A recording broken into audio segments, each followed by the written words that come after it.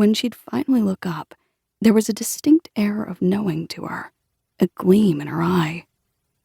You spent most of your time on the rooftop with Tita, planting and cleaning vegetables, baking bread, hanging laundry, singing and strumming your oud. Your shelter was small and cramped, and up on the spaciousness of the rooftop, in the wide open air, you felt alive, free. One morning, as she prepared the brew, Tita told you, "I was your age when my own mother taught me how to read the remnants on the bottom of a cup." The aroma of freshly ground beans was in the air. You sat close together on the rooftop of your cement shelter in an overcrowded refugee camp in the occupied West Bank, as Tita began the practice that had been in the family for generations. Turkish coffee is first and foremost a tradition, a ritual, she began. An art? Cross-legged on the concrete floor, you watched Tita scoop 2 spoonfuls of finely ground coffee powder into a wide-bottomed copper ibrik, then fill it halfway with water. She held it over an open flame to get the best taste, whisking and stirring until the mixture reached a boiling point. As soon as the brew foamed over, she poured a stream of kahwa into 2 porcelain cups with saucers, then placed them on a matching serving tray.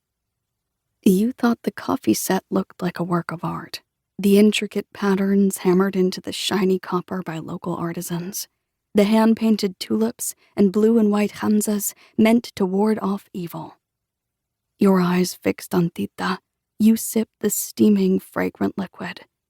It tasted the way you imagined kahwa would taste, strong and sweet, with a dark and bitter aftertaste. "You need to drink slowly, Mariam," Tita said, pursing her lips around the porcelain rim. "After the last sip, you make a wish." You followed her lead, drinking from the side so the sediments stayed loose, until your cup was empty. When Tita finished her own cup, she placed a saucer over the rim and flipped it upside down. As you waited for the coffee dregs to dry, you sang and strummed your oud, your fingers plucking the strings of this ancient instrument while your mother hummed along. Eventually, she turned the cup upright, and you both peered inside, studying the dark, grainy streaks like reading a treasure map. "You have to be careful," Tita said, her voice serious. "It's bad luck to read your own cup, unless it's for practice." Over the years, you and Tita spent many afternoons on the rooftop together like this, huddled over an empty cup, interpreting the swirls and streaks and symbols. With time, you learned to read the remnants yourself.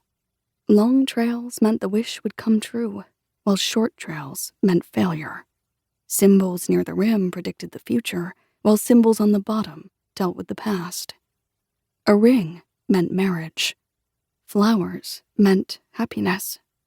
Chunks of grounds on the saucer meant troubles were leaving you. It wasn't until the night of your wedding that Tita agreed to read your cup for the first time. Once again on the rooftop, Tita placed the coffee set in the same arrangement, the ibrik in the center of the tray, the well-worn cups on both sides. You sipped your gawa slowly, your fingers trembling, noticing a thin crack down the side of the cup. After the last sip, you swirled the sediments around the walls, then flipped the cup face down on the saucer. Tita placed your wedding ring on the top of the cup, her hands fumbling at the fabric of her tob. You watched her with great anticipation, wondering how you'd make it through the 10 minutes it'd take the dregs to dry. Your mind wandered to a life beyond this camp, where you would spend your days doing something you loved, like singing.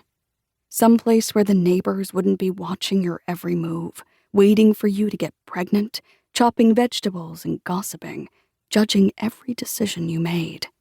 Someplace where you felt more free.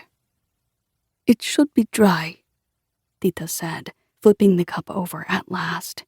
You blinked your dreams away, inhaled a deep breath. This is it, you thought.